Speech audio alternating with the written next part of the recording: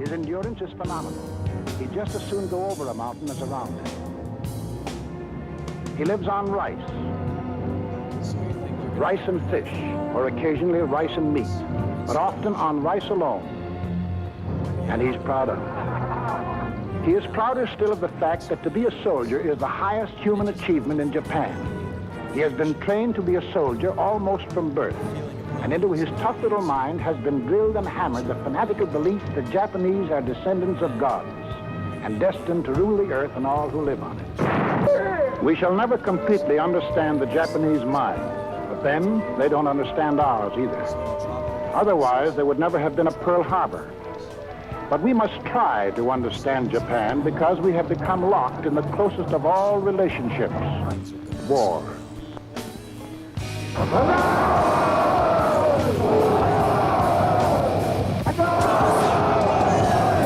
In his mind, there is usually no question of choice between death and surrender.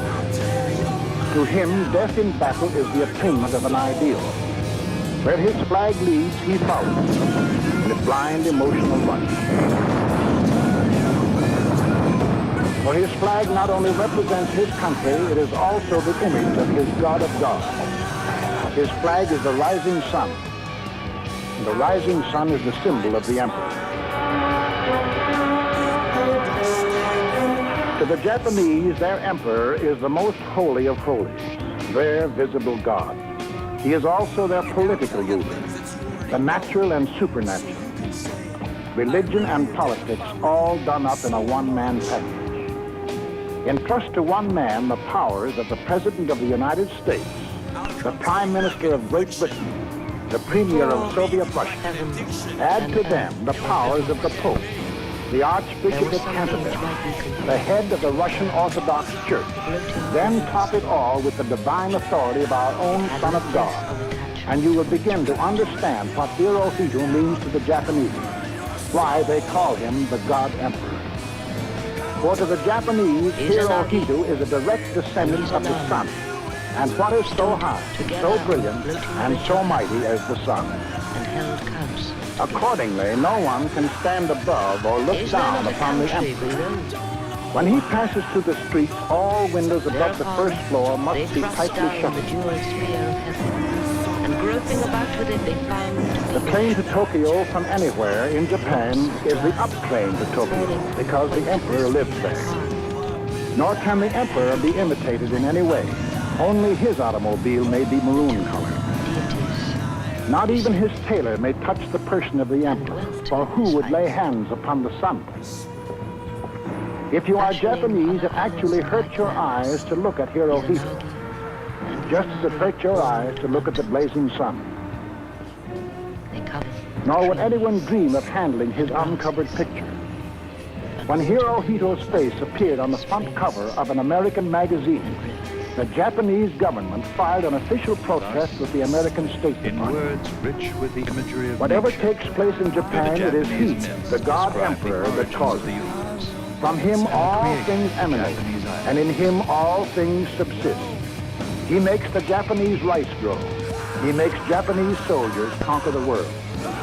all that was of meaning, value. In his name, they bring to other people was in some way associated justice, and naturally. enlightenment, truth, In nature, the Japanese good found prosperity, spiritual exaltation, and peace. and their religious beliefs were derived from the unity and the perpetual freshness of the world. Nature was holy, was free, and it was inherently The year 1940 was a holy year in Japan. The nation celebrated the 2600th anniversary of its founding by the first God Emperor, Jimmu. A violation of the natural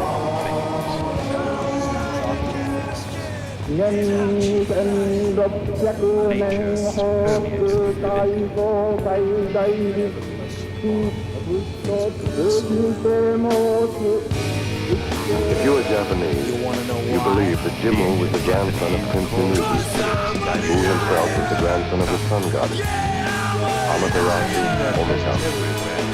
And she, the sun herself, said to Prince Unuji, Go down and rule over the luxuriant land of the slaves, with your posterity as the government of monarchs. Whereon the Mede descended from heaven to the land of the slaves and built a palace. Took to wife the daughter of a mountain deity, and she bore Nemegi a son. And Nemegi's son in turn took to wife the daughter of the god of the sea, and they too had a son, whom they named Jimmu. Exactly 2,600 years ago, Jimmu landed at Yamato and proclaimed himself emperor over all the islands, saying, "Let us extend our capital until it covers the 8 corners of the world under one roof." And in this way, the Japanese empire was created. Hirohito is the 128th direct descendant of the sun god. And since from the beginning the emperor gods have mingled their flesh with mortal flesh, it follows that all Japanese are cousins in divinity. The soldier and the wrestler and the priest, the woman in the rice field, the factory worker, the geisha, the businessman, the diplomat, the fisherman off California. All are members of one family, whose blood is superior to the blood of any other race on earth, because it is mixed with the liquid sunshine of the gods. And what's more, they believe it.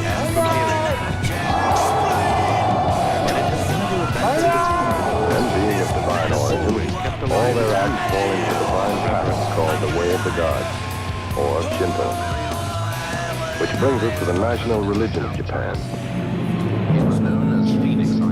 Shintoism. Lofty beyond the mountains, bright in the rising sun, Mount Tachi, a god standing, as tells its sacred name, soars in majesty to heaven through thousand-fold white clouds.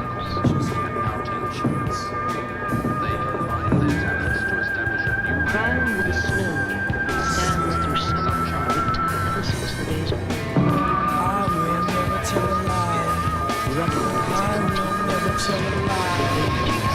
Now, Shintoism will not be easy to understand, but since it is the heart, brain, and soul of the nation and dictates all Japanese actions for the living and for the dead, it is important that we try to understand.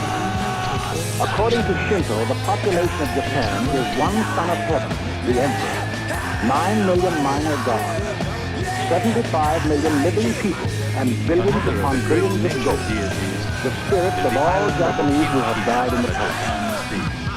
These spirits stand watch over all Japan, follow their soldiers into battle, and serenely float around in every Japanese house where guests are frequently introduced to them. They are so near, the living merely have to clap their hands to call their attention. They are fed choice food and incense is burned. Each living Japanese is merely a link in this endless chain of ghosts.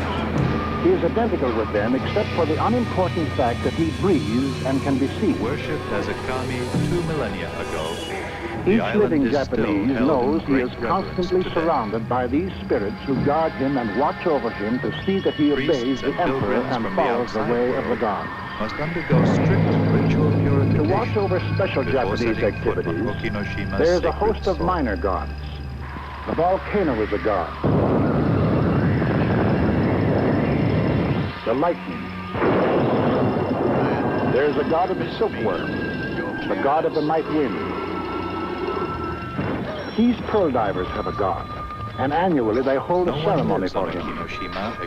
These farmers have a rice god to whom they offer prayers for a good harvest. These scarecrows are all gods of one kind or another. There are over 100,000 Shinto shrines in which these local gods and spirits are worshipped. Religious ceremonies performed for 2,000 years. For the living Japanese, Shinto decrees that all their actions must imitate the way of the gods, who handle chopsticks thusly, Around the bases arrange of the great flowers rock thusly, altars were deposited drink offerings tea to the island thusly, deity, left there by pilgrims praying for safe worship passage the emperor on their thusly, dangerous ocean voyages. enter a room thusly, Objects found at Okinoshima meet an acquaintance include thusly. superbly crafted bronze mirrors some of Chinese origin, some made in Japan as early as the 4th or 5th century. Now, on the surface, Shinto seems to be a nice, quaint religion for a nice, quaint people. And in the olden days, it used to be just that. But today, there's a diabolical joker in Shintoism. For since about 1870, the state has forced into the teachings of Shinto a mad incorporating magical signs and mystical symbolism. You need people like me so you can point your fucking fingers. I say that's the back. Vessels of metal or ceramic and miniature musical instruments were offered for the pleasure and entertainment of the island deity. Treasured objects of gold bear silent testimony to the devotion paid to Kami of Okinoshima.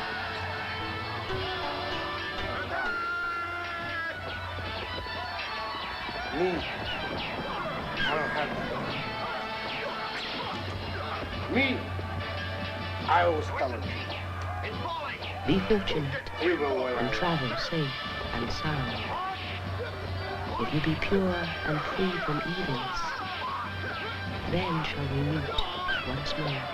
So say good night to the back. Thus do I lift up my prayers over and over again, as the waves Last time roll you a were hundredfold, a thousandfold.